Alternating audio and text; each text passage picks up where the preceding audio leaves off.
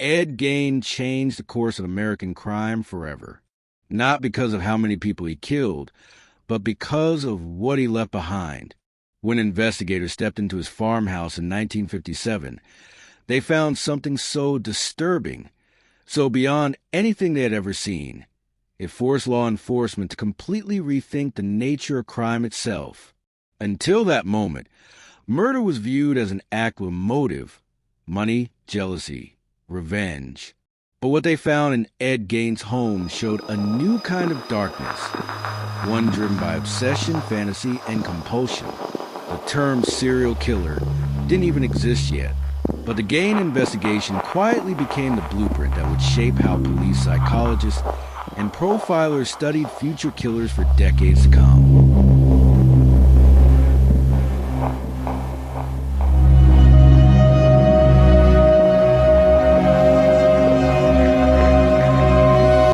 Welcome back to Prison Stories. This video is about how one man's crimes changed the direction of criminal investigation and how his legacy still defines the way we understand serial killers today. Plainfield, Wisconsin, a town of barely 800 people, a quiet farming community where neighbors helped each other, doors stayed unlocked, and the biggest story was usually about the weather. But in November 1957, everything changed. When police entered Ed Gein's farmhouse, they expected to find answers, maybe evidence of a single missing person. Instead, they walked into something that no one in Plainfield or anywhere else in America could have imagined. The rooms were dark, filthy, and chaotic, littered with scraps, broken tools, and piles of junk. But among the clutter, investigators began to find things that made no sense. Fragments of human remains, crafted objects that blurred the line between the ordinary and the horrifying. It wasn't just a crime scene. It was something beyond their comprehension. The people of Plainfield couldn't believe it. Ed Gein had been the quiet, awkward man who fixed neighbors' fences, who did odd jobs at the local hardware store. To imagine that he'd been living among them, surrounded by such horrors, was unthinkable. No one had a word for it. No one had ever seen anything like it. When police questioned Gein, the truth he shared only deepened the shock. He calmly admitted to grave digging, sneaking into cemeteries at night to exhume bodies of recently buried women. He said he used their remains to build things: furniture, masks, clothing, pieces of what he called his work. There was no rage in his voice, no guilt, just a strange calm, as if what he'd done made perfect sense to him. For investigators, it was impossible to categorize. This wasn't greed, jealousy, or revenge. It was a new kind of darkness, something no textbook or police manual had ever prepared them for. And it left everyone, from the townspeople to the FBI, asking the same question: what kind of mind could create something like this? As investigators pieced together the fragments of Gein's confessions, they realized they weren't just dealing with a murderer. They were looking at something far more complex, a man whose reality had drifted so far from normal that it felt like stepping into another world. Gein spoke of his mother, Augusta, with a kind of devotion that bordered on worship. To him, she wasn't just a parent. She was the only pure, moral figure in a world he believed was rotten. When she died, something inside him seemed to die too. The isolation of his farmhouse became a shrine to her memory, and eventually a workshop for his obsession. But Gein's actions weren't about violence for pleasure. There was no thrill-seeking, no sadistic game. In his own strange words, he wanted to bring her back. The bodies he dug up weren't trophies. They were substitutes, attempts to fill a void he couldn't understand. Psychologists later called it a desperate reconstruction of the mother figure. But to the people of Plainfield, it sounded like madness. How could a man who shoveled snow for neighbors by day quietly stitch together human remains by night?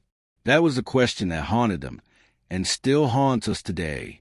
Ed Gein forced the world to confront an uncomfortable truth, that the face of evil doesn't always come with a warning. Sometimes it hides behind politeness, behind a blank stare, behind a man who lives down the road and waves as you pass. What happened inside that farmhouse wasn't just a crime. It was a mirror, showing a side of human nature most would rather never see. When the trial ended and the farmhouse was burned to ashes, most people in Plainfield hoped the story would die with it.